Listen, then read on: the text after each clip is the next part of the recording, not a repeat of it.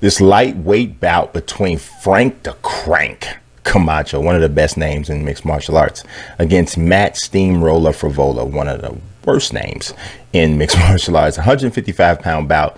According to Bet Online, Matt Frevola is the -120 favorite. Frank Camacho is a +100 underdog. This could be the fight of the night. It really could be.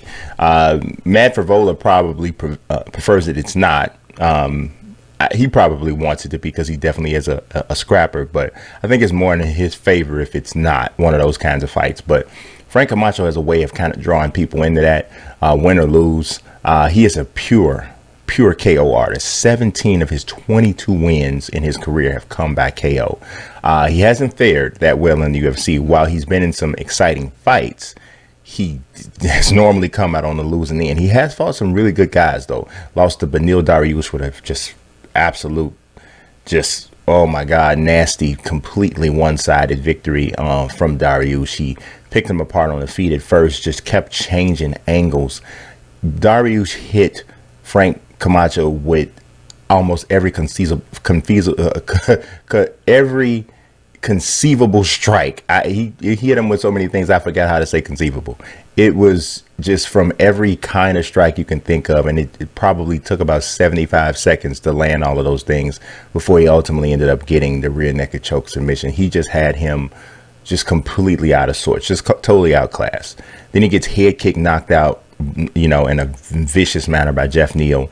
Also lost to Drew Dober and Li Jinglong. So he's taken some L's, but the guy can punch. And he actually has a good chin. The shot that he got knocked out by Jeff Neal would have knocked out a heavyweight maybe. So it wasn't as if he, you know, showing like an Amir Khan like chin. He got hit. He's not hard to hit, which is the problem. He loves to stand and bang.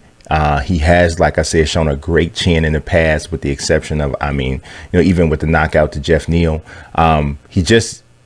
One of the problems I feel he has, even more so than not moving the head enough, is that he doesn't really defend the takedowns well. And in this fight, I think that could be a major issue for him, because Frevola, if he's approaching this the right way, it's got to be wrestling. He has to really focus on that.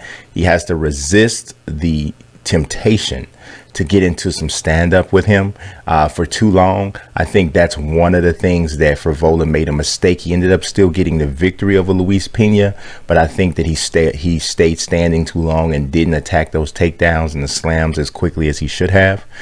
He does have power. He is very tough, but I think that he would be wise not to try to test those things and standing with Camacho too long, even though I'm not sure that it's not still a fight that Frevola could win if he approaches it that way. But I think that if he stands and trades with Camacho, he's literally giving him a chance to win a fight. He's basically allowing him to fight in the only way that I think Camacho really has a chance to win. Frevola's on a 2-fight winning streak over really pretty strong competition.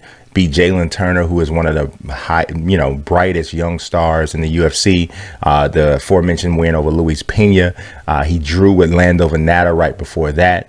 So I think this is another close one, but I think that ultimately, if Frevola fights smart, which is always a big if, you know, I get caught up sometimes with kind of seeing a game plan for a guy or girl, and then they get in the octagon and they do something completely different. And my prediction is based on what would have happened if they'd have fought the fight that I thought they should have fought.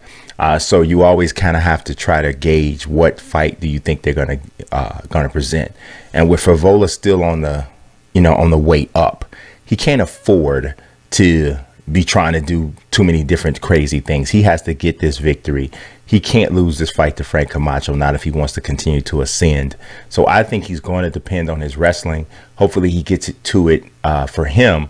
Hopefully he gets to it sooner rather than later. I think that would be better. But in any case, I'm going to go with him via second round submission. To be totally honest, it could come as early as the first round if he cuts to the chase and gets right to what is his best game plan. But I got Matt Frevola by submission win, and going with the odds makers who have him as a -120 favorite.